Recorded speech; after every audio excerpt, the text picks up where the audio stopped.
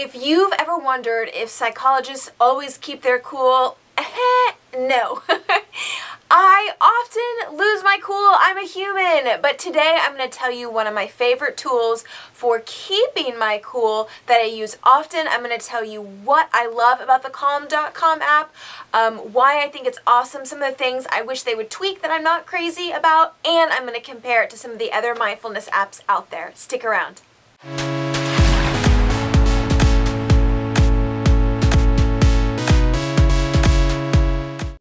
I wish I could say that I always keep my calm and I'm just the most composed person ever, but I'm not.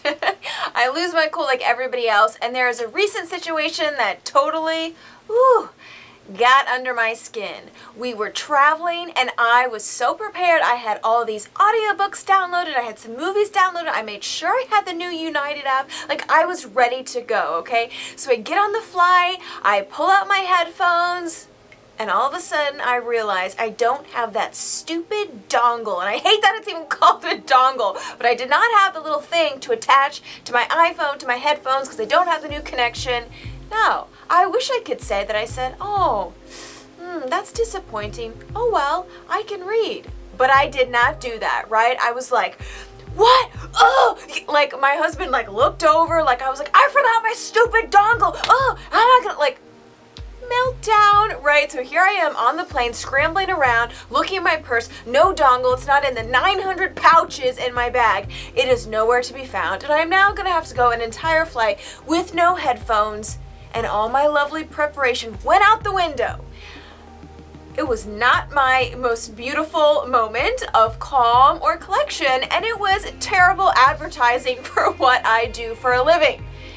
However, I am a human, I cut myself some slack, and it was a reminder for me in that moment that I think I've gotten a little bit lax with practicing some of my skills. So when I have moments like that, I take a moment to be kind to myself and remember that I'm a human, and I also use those moments as little reminders to up my mindfulness practice and get back going so that I don't have those moments where I lose my cool, or I can at least recover a little bit faster. And there are a lot of different ways to practice mindfulness throughout your day, and one of those ways is to use an app. Now, there are a lot of different apps out there for mindfulness and meditation, and today I'm going to share one of my favorites and one of the ones that is actually pretty popular, and that is the Calm app. See, look, its home screen is like a rainstorm. How calming is that? So I'm going to tell you a little bit about why I love it, why it's awesome, and some small tweaks I think they could make to make it even better.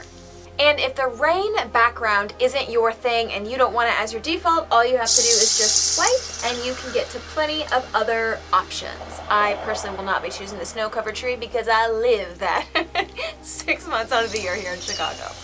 So you can settle on something else. I personally like this little lake myself. And you'll also see this music feature here. I don't think that many people use that because there's a million other avenues for music these days, but if you wanted to do some sort of self-guided meditation or really just take some time to be quiet and kind of focus inward, then I think the music would be something that would help you do that. To be honest, I use the meditate feature the most. Sleep would probably be the second feature that's the most popular, and I think the music is less popular for most of us who get our music somewhere else. One of my favorite parts is right when you open the app, I'm going to show it to you so you can see it, it prompts you to take a deep breath.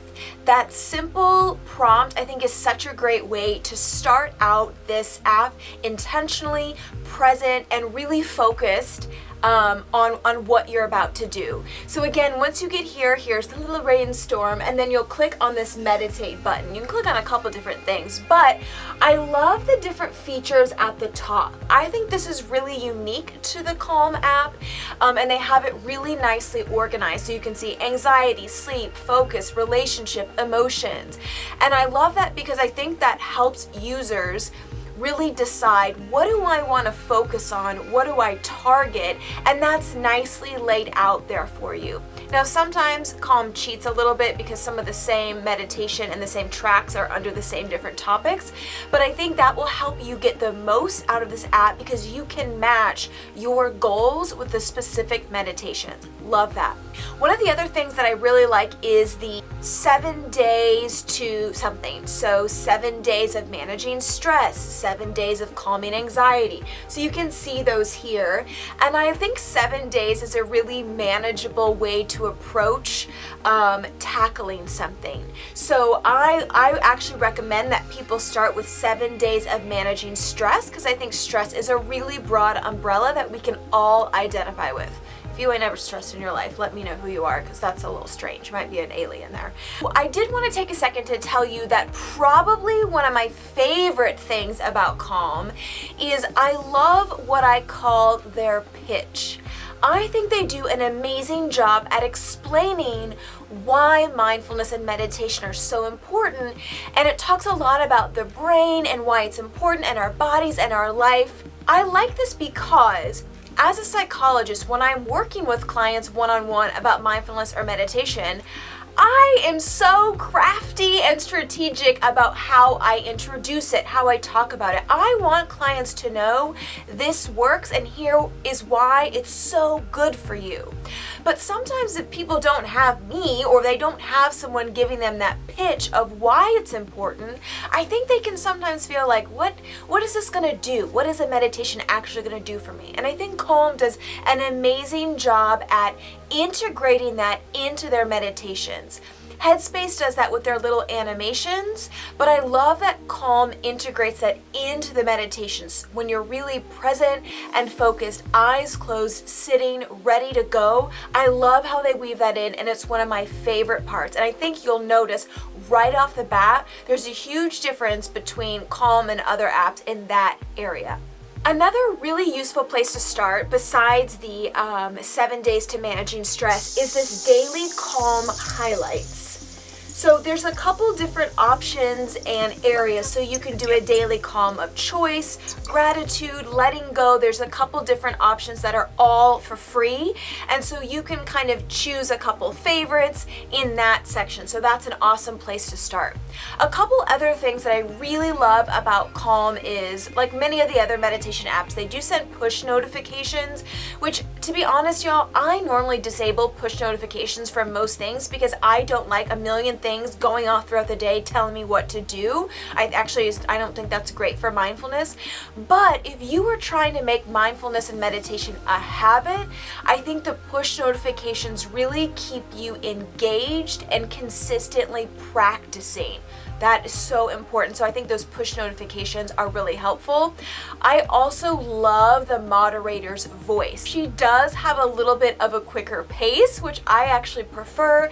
And if you're kind of an early meditator, I think you will like that pace. There's not as many kind of like dead spots for your mind to wander. So I think that's helpful, especially in the beginning, and personally it just fits with my style. Something else that Calm offers is you'll see there's a little sleep button, and so you can click on that, and they offer a couple different things. You'll usually tell there's like a little lock at the top if it's a paid option. If it doesn't have that, it's part of the free option.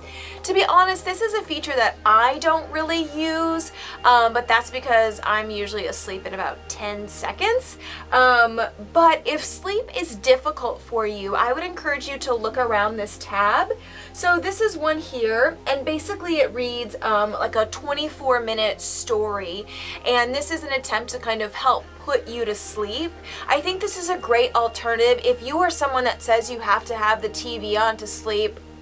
Like, that is a habit that we want to try to get rid of pretty quickly, and the sleep stories are a nice alternative for that. They do turn off on their own, so you don't have to roll over and turn them off. So after they've ended, it will kind of shut down, so you don't have to wake up to take care of that. The app is super easy to navigate, and you can heart and favorite some of your favorite meditations, and those are all organized so you can easily retrieve those later if you want to go back and do them. Now, no app and no person and no thing is perfect, and so there are two major cons to the Calm app that I'm not such a fan of.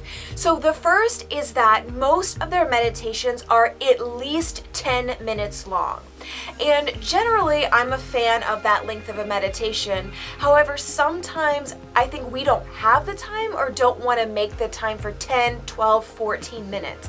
Sometimes for me, between clients or between phone calls, 3 minutes is all I have. So a 3-minute meditation, I can do that. A 14-minute meditation, that is not doable for me in every moment.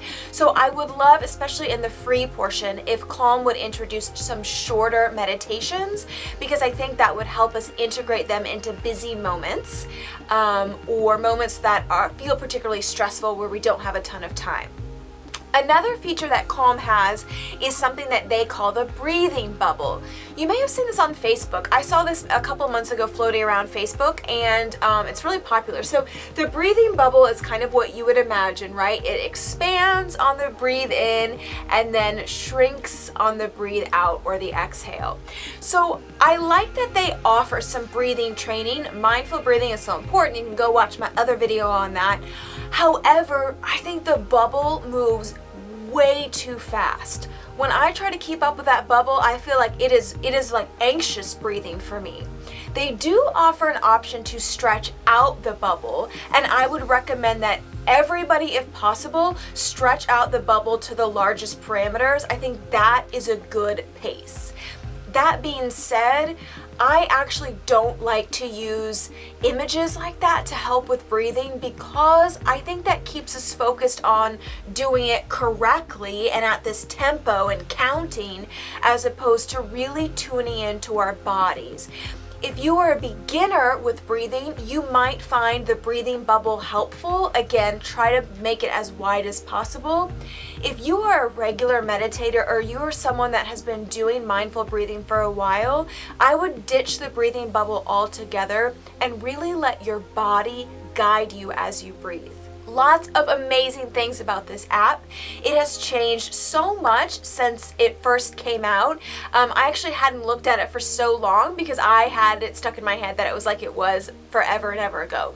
I love the way that the app has evolved. There are a lot of options for free on the app, which I really appreciate. I'm actually going to spend some time looking at the paid options so I can report back about, is it worth the value? But if you are wanting to get into meditation, especially as we are at the start of a new year, I would totally recommend the Calm.com app. If you've done Headspace or something else and you have a good rhythm going, then I think Calm is also really great for you. I've talked before about the benefits to Headspace, and one of my favorite things is their 10-day training program. If you've done that, Calm is an awesome one to come back and do with a lot of good options for free. Anyway, I hope this was helpful. This app is one that I regularly come back to keep my mindfulness skills sharp. I hope you take some time, check it out, let me know what you think, and I'd love to hear your experience. All right, thanks so much for watching. Y'all know where you can find me, my website, drallisonanswers.com, where I aim to simplify psychology to make your everyday life healthy and more meaningful. You can also find me YouTube, Facebook, Insta, all that jazz. Come say hello and let me know what you think of the app. Take care. Bye-bye.